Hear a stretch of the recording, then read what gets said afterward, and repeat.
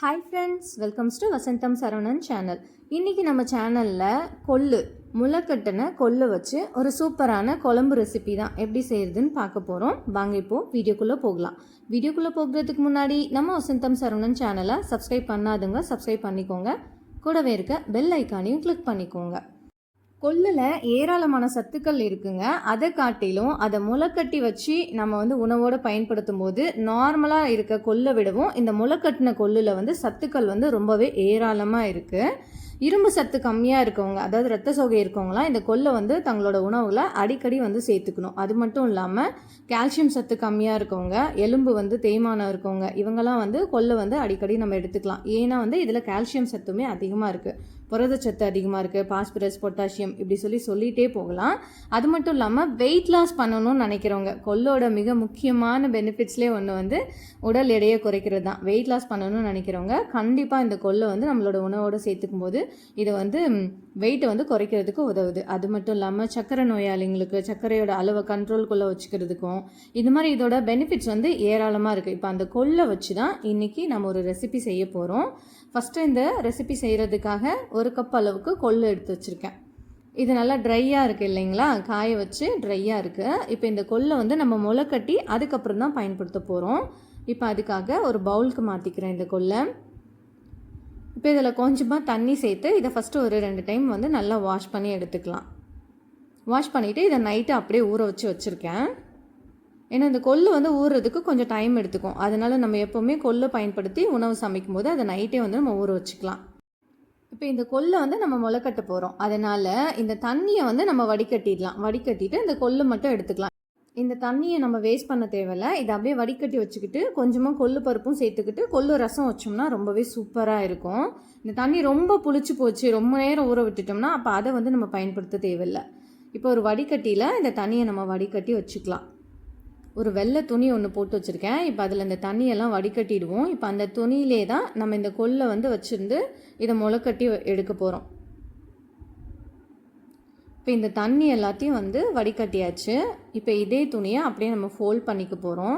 இந்த துணி முழுசுமாக அப்படியே கொஞ்சம் ஈரமாக இருக்க மாதிரி நம்ம பார்த்துக்கலாம். இப்போ இதில் இருக்க தண்ணி எல்லாத்தையும் நம்ம கம்ப்ளீட்டாக ரிமூவ் பண்ணியாச்சு. ரிமூவ் பண்ணிவிட்டு இந்த மாதிரி அந்த கிளாத்தை ஃபோல்ட் பண்ணிக்கலாம்.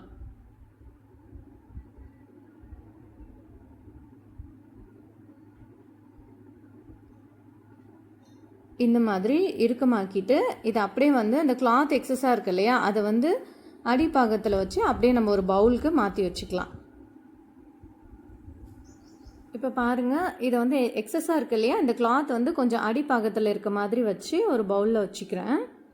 இப்போ இதை அப்படியே சாதாரணமாக ஒரு மூடி போட்டு மூடி வச்சுக்கலாம். ஏர்டைட் கண்டெய்னரில் அந்த மாதிரிலாம் வைக்கணும்னு அவசியம் கிடையாது. சும்மா நம்ம வீட்டில் யூஸ் பண்ணுற ஒரு கிண்ணத்தில் வச்சு இப்படி ஒரு மூடி போட்டு வச்சுக்கலாம். எதுக்காக அந்த எக்ஸஸாக இருக்க கிளாத்தை நம்ம கீழே வச்சுருக்கோம்னா அதோட ஈரப்பதத்தில் இது நல்லா முளைக்கட்டி வரும். நான் ஆக்சுவலாக 2 நாள் வச்சுருந்தேன் இது நல்லா முளைச்சி வரட்டும் அப்படின்னு சொல்லிட்டு. ஒரு நாள்லேயே கூட மேக்ஸிமம் நல்லாவே முளைக்க ஆரம்பிச்சிடும். இப்போ 2 நாளுக்கு அப்புறம் இதை ஓப்பன் பண்ணி பார்க்குறேன். பாருங்கள், நல்லா இந்த கொள்ளு சூப்பராக வளர்ந்து வந்திருக்கு. இப்போ இதை அப்படியே நம்ம எல்லாத்தையும் எடுத்து ஒரு பவுலுக்கு மாற்றிக்க போகிறோம். நமக்கு சளி பிடிக்கிற டைம்லாம் இந்த கொள்ளை கொஞ்சம் அடிக்கடி நம்மளோட உணவில் ரசமாக இல்லாட்டி சூப்பாக நம்ம எடுத்துக்கிட்டோம்னா கூட நல்லா அந்த சளி பிரச்சனையெல்லாம் சரி பண்ணி கொடுக்கும். இன்றைக்கி நம்ம இந்த முளைக்கட்டின கொள்ளு வச்சு கொள்ளு குழம்பு தான் பண்ண போகிறோம். அதுக்கு நம்ம இப்படி டைரெக்டாகவே இந்த முளைக்கட்டின கொள்ளை பயன்படுத்த போகிறது கிடையாது. ஏன்னா இது சீக்கிரத்தில் வேகாது. அதனால் நம்ம இதை ஒரு குக்கருக்கு மாற்றிக்கிறோம். மாற்றிட்டு இது மூழ்கிற அளவுக்கு மட்டும் நம்ம தண்ணி சேர்த்துக்கலாம். தண்ணி சேர்த்துட்டு அது கூடவே கொஞ்சமாக உப்பு சேர்த்துக்கலாம். இப்போ இந்த கொள்ளு வேகிற அளவுக்கு தேவையான தண்ணி சேர்த்துக்கிறேன். இப்போ அடுத்ததாக இதில் கொஞ்சமாக உப்பு சேர்த்துக்கிறேன். உப்பு சேர்த்துட்டு இதை நம்ம அப்படியே மூடி போட்டு வச்சுட்டு அதிகபட்சம் ஒரு 6லேருந்து 7 விசில் வரைக்கும் விட்டு எடுத்துக்கலாம். அப்போ தான் நமக்கு இது நல்லா குழைவாக வெந்து வரும். அதுக்காக தான் இப்போ இதை அப்படியே மூடி போட்டு வச்சிடலாம்.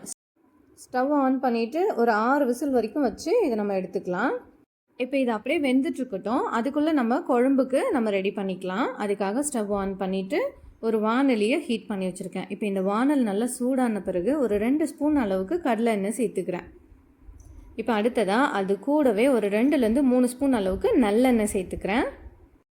இப்போ இந்த குழம்புக்கு எதுக்காக நம்ம நல்லெண்ணெய் சேர்த்துக்கிறோம்னா, இது கொள்ளு வந்து இயற்கையாகவே அதுக்கு வந்து நம்மளோட உடம்பு சூட்டை வந்து அதிகப்படுத்துகிற தன்மை இருக்குது. அதனால் நம்மளுக்கு வந்து ஹீட் ஆகிடும் உடம்பு. அதுக்காக நல்லெண்ணெய் சேர்த்து இந்த குழம்பு வச்சுக்கலாம். இப்போ எண்ணெய் நல்லா சூடான பிறகு அதில் ஒரு 1/2 ஸ்பூன் அளவுக்கு கடுகு சேர்த்துக்கிட்டேன். அது கூடவே 1/2 ஸ்பூன் அளவுக்கு ஜீரகம்.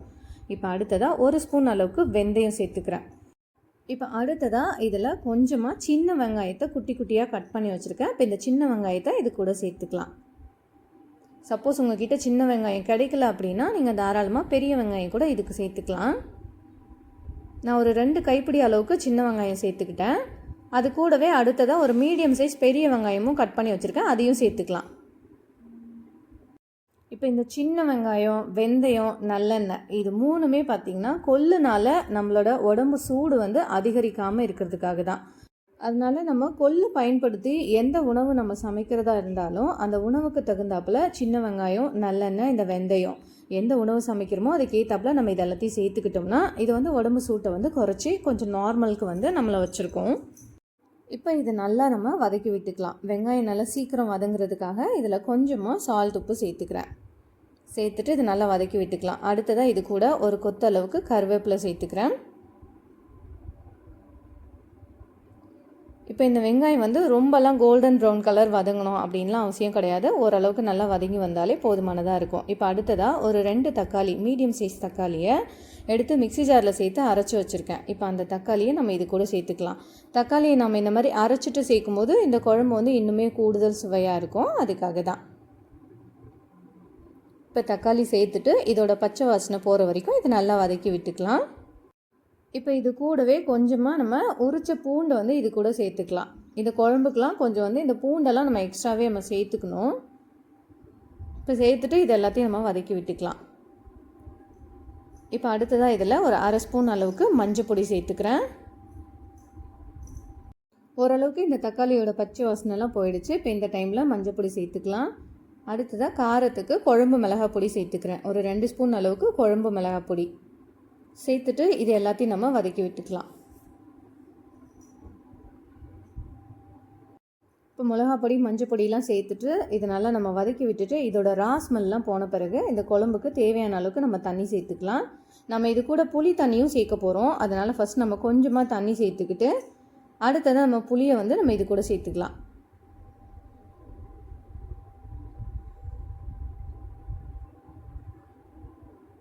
இப்போ இந்த குழம்புக்கு தேவையான அளவுக்கு தண்ணி சேர்த்துக்கலாம்.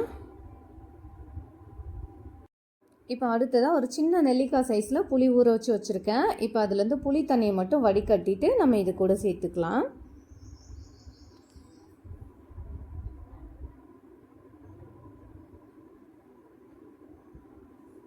இப்போ புளி தண்ணி சேர்த்தாச்சு. இதை நல்லா மிக்ஸ் பண்ணி விட்டுட்டு இது அப்படியே கொதிச்சிட்ருக்கட்டும். அதுக்குள்ளே கொள்ளு வந்து நல்லாவே வெந்துருச்சு. இப்போ நம்ம கொள்ளு வந்து இந்த குழம்புக்கு ரெடி பண்ணிக்கலாம்.